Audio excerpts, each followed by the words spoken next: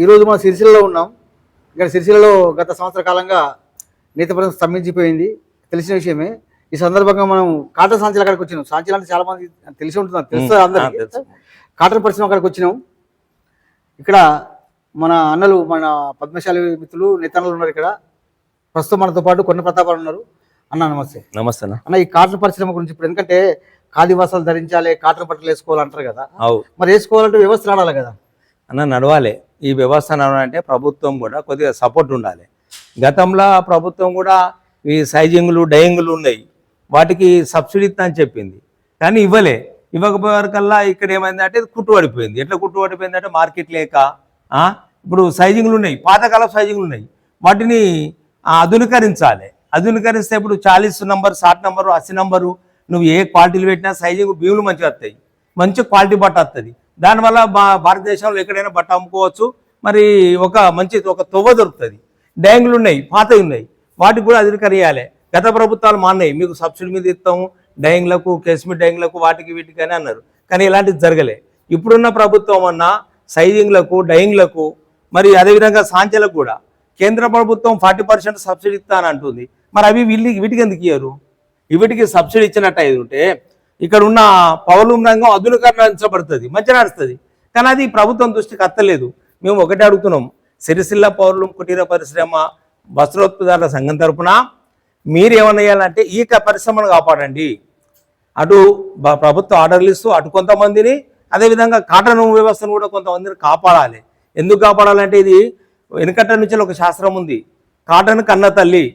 ఇవాళ కాటన్ నడిచిన రోజులు కార్మికుడు కావచ్చు, ఆసామి కావచ్చు, కుటీర పరిశ్రమ చిన్న యజమాని కూడా మంచిగా బతకగలుగుతాడు.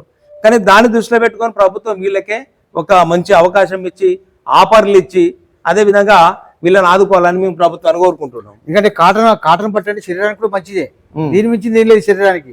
ప్రభుత్వం కూడా ఖాదీ బట్టలు, కాటన్ వస్త్రాలు ధరించాలని చెప్తుంది కాబట్టి అవి ధరించాలంటే ఇది నడవాలి, వ్యవస్థ నడవాలి. ఇది నడిస్తేనే ఇక్కడ ఉత్పత్తి అయితేనే అక్కడ వ్యవస్థ వస్తుంది అన్న. ఇంకొకటి, ఈ కాటన్ లా చాలా మంది బతుకుతారు. ఇప్పుడు ఒక 10 జోడీలు ఉన్నాయి అనుకో, సైజింగ్ బతుకుతుంది, భీములు నింపే వాళ్ళు బతుతారు, కండెలు చుట్టేటోళ్ళు బతుతారు, టాకలు అట్టేటోళ్ళు కార్మికులు బతుతారు, సాంచలు నడిపే కార్మికులు బతుతాడు, జాపర్ బతుకుతాడు, వెల్డింగ్ షాపు, మన ఇది వడ్లది వడ్రాంగి, వైపని, మినిస్టోరు, ఈ ఒక్క కాటన్ మీద గన్ని పరిశ్రమలు గత మంది కార్మికులు, గన్ని రకాల కార్మికులు జీవనోపాధి పొందుతారు. మరి ప్రభుత్వము మేము చేస్తున్నామని ఏదో ఒకటి చెప్తుంది, కానీ దీనికి ఎందుకు ముందుకత్తలేదు?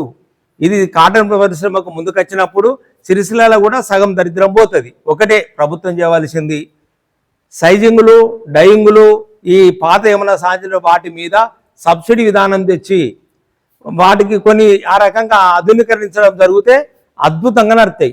ఇవాళ ప్రభుత్వం ఇచ్చిన బతుకమ్మ చీరలు అది అంటుంది కదా, వాటి కొరకు కూడా వాళ్ళిచ్చే వ్యవస్థ కూడా కొన్ని సబ్సిడీ రూపకాలు ఇచ్చి పాత వాటిని కొత్త మార్గంలో నడిపించినట్టయితే, ఇలా తమిళనాడు ఇస్తుండ్రు, కర్ణాటకలు ఇస్తుండ్రు సబ్సిడీ. నువ్వు కొత్త సాంచలు తీసుకుంటే అంటే 40% సబ్సిడీ, తర్వాత నువ్వు కళ్ళ మిషన్ తీసుకుంటే 60% సబ్సిడీ, అదే రకంగా రంగులకు సబ్సిడీ, యారానికి సబ్సిడీ.